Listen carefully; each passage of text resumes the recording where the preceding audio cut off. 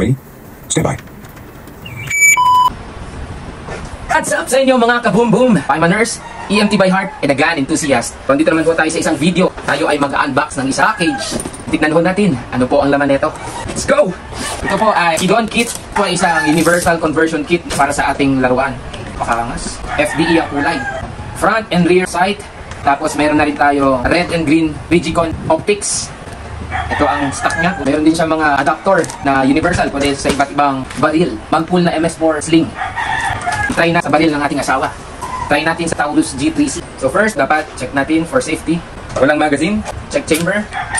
Hammer down. All goods tayo mga sir. So dito, isasalpak lang natin. Dito. Basta may railing siya. Kayang-kaya. Pasok natin si Taurus G3C. Lock natin.